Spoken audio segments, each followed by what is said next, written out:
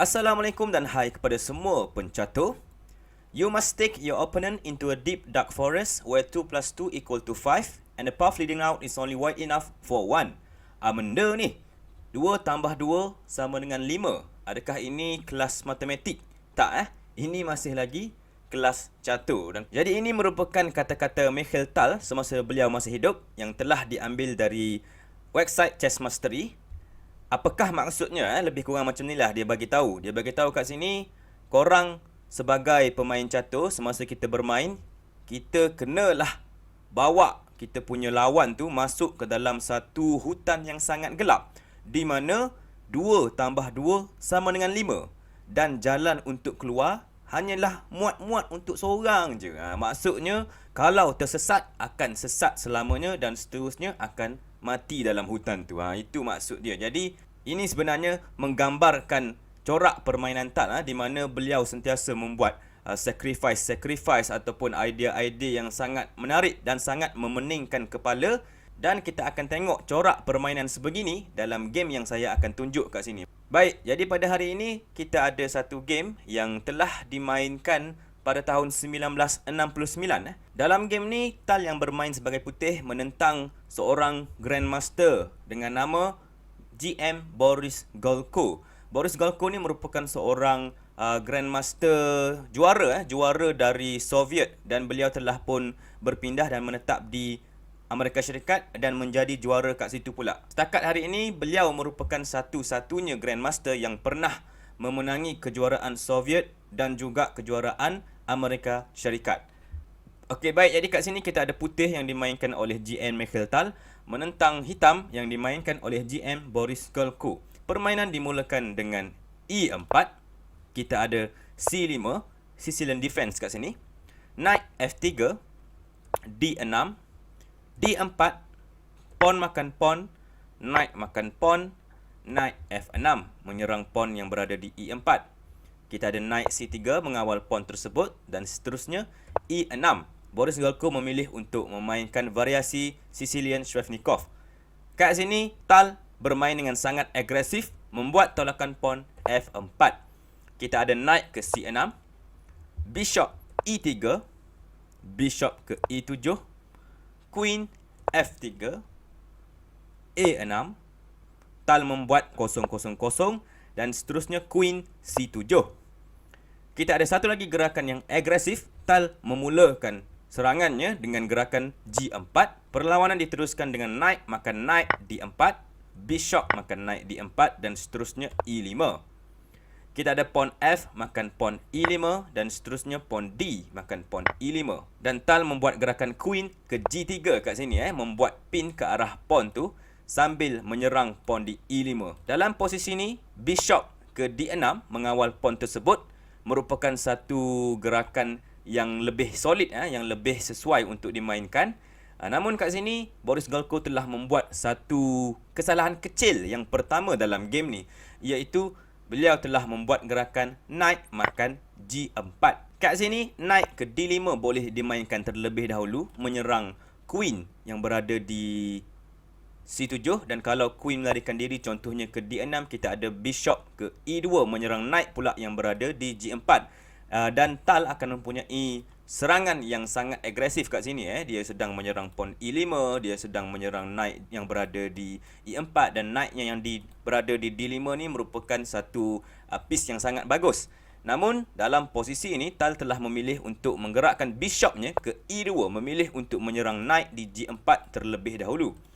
Kita ada queen ke A5 dan seterusnya bishop makan G4, pawn makan bishop D4, knight lari ke D5 dengan ancaman untuk membuat fork kat sini, membuat check dan menyerang rook yang berada di A8. Boris Golko telah memilih untuk memakan pawn yang berada di A2. Namun kat sini Tal sebenarnya tidak mengendah pun untuk membuat fork. Dia menggerakkan queennya ke E5, memilih untuk membuat ancaman checkmate queen ke E7 terlebih dahulu. Kita ada queen ke A1 membuat check, king melarikan diri ke D2 dan seterusnya queen A5 sekali lagi membuat check. B4 telah dimainkan sambil menyerang queen dan queen ke D8 terpaksa kembali untuk mengawal bishop di E7. Kita ada rook hash ke G1 mengawal bishop yang berada di G4. F6 telah dimainkan kat sini, menyerang queen di E5. Tal membuat gerakan bishop ke H5 membuat check. Baik, jadi kat sini kita dapat tengok bahawa struktur pawn ataupun kubu hitam telah pun sedikit pecah dan ini membenarkan Tal untuk membawa piece-piecenya masuk menyerang king hitam yang berada dalam kubu tersebut. Dalam posisi ini, kalau G6 dimainkan, Tal boleh membuat gerakan yang cantik kat sini seperti knight makan pawn di F6 membuat check. Kalau king lari ke F7, kita ada knight makan H7 membuat sacrifice knight kat situ. Dan kalau rook makan knight tersebut, kita ada rook D ke F1. Dan kita dapat tengok dalam posisi ini bahawa ini merupakan satu serangan yang sangat kuat. Pawn yang berada di G6 ni akan mati dan Boris Galko akan di-checkmate oleh Tal dalam beberapa gerakan sahaja lagi. Oleh sebab itu, dalam posisi ini selepas bishop H5, Boris Galko menggerakkan kingnya ke F8. Namun kat sini sebenarnya sekali lagi Tal boleh membuat satu gerakan yang sangat-sangat cantik. Jadi, korang semua boleh cuba untuk pause video ni dan cari gerakan tersebut. Ini merupakan satu gerakan yang sukar untuk dicari. Tahniah kepada yang menjumpai. Jawapannya ialah rook makan pawn di G7 membuat satu sacrifice rook. Kenapakah ini dilakukan? Kita boleh tengok kat sini. Kalau king makan rook di G7 tersebut, kita sebenarnya mempunyai checkmate dalam 7 langkah kat sini. Sangat panjang kat situ. Siapa yang boleh cari ini, tahniah saya ucapkan. Dimulakan dengan rook ke G1 membuat check. King semestinya tak boleh pergi ke F8 sebabnya kita ada queen ke G3 mengancam untuk membuat checkmate dan hitam tak ada cara untuk menghalang checkmate tersebut. Okey, jadi kat sini hitam terpaksa menggerakkan kingnya ke H6. Kita ada queen F4 membuat check. King terpaksa makan bishop H5. Ini semua gerakan force move. Seterusnya queen F3 membuat check. King H6. Queen G3 mengancam untuk membuat checkmate di H4. Kita ada F5 mengawal petak tersebut. Namun queen boleh pergi ke G7 membuat check. King lari H5. Naik ke F4 check. King H4 dan seterusnya queen ke G3 checkmate dalam 7 langkah. Kita kembali ke posisi ni. Kalau kita tengok dalam posisi ni sebenarnya dengan membuat sacrifice rook, sebenarnya Tal juga membuat satu lagi sacrifice lain iaitu queen di E5 ni. 2 tambah 2 sama dengan 5. Inilah apa yang dimaksudkan oleh Tal dengan kata-katanya.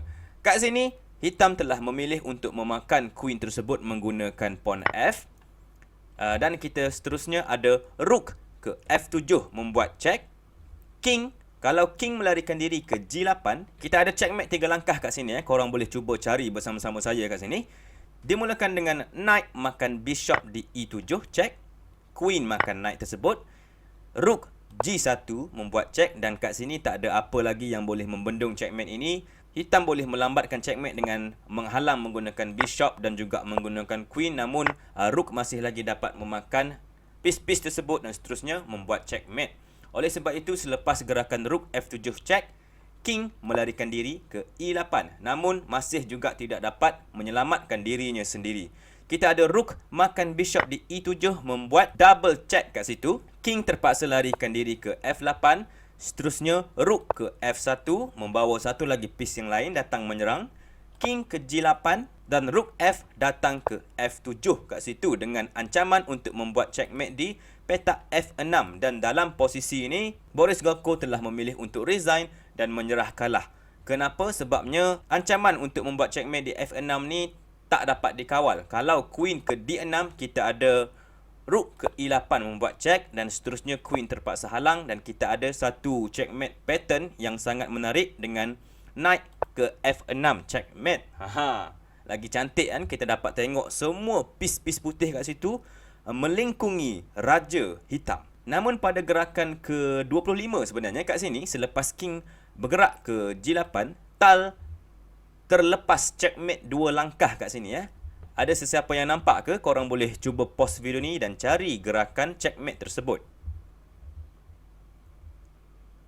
Ya, gerakan naik naik ke F6 membuat check, king terpaksa lari ke F8 dan seterusnya rook ke F7 membuat checkmate. Satu lagi corak checkmate yang sangat-sangat luar biasa yang tak biasa dilihat kat sini Baik, jadi inilah apa yang saya maksudkan dengan corak permainan tal yang sangat menggilakan, sangat bersifat menyerang dan memeningkan kepala. 2 tambah 2 sama dengan 5. Pening tak kepala korang? Saya pun pening. Korang rasa saya ada masa untuk sakit kepala? Tapi selepas tengok game tal ni, memang kita sangat-sangat kagum, sangat-sangat tertarik dengan dia punya cara menyerang, dengan idea-idea beliau, sacrifice-sacrifice yang dibuat. Memang merupakan seorang legenda catur yang dikagumi ramai lah, saya boleh katakan kat situ. Baik, jadi saya rasa itu saja untuk kali ini. Terima kasih kerana menonton. Silakan like, share juga subscribe kepada channel kami untuk terus menyokong usaha kami ini dalam menaikkan industri catur. Korang juga boleh pergi ke playlist kami untuk melihat video-video catur kami yang lain. Itu saja. Selamat bercatur. Assalamualaikum. Bye-bye.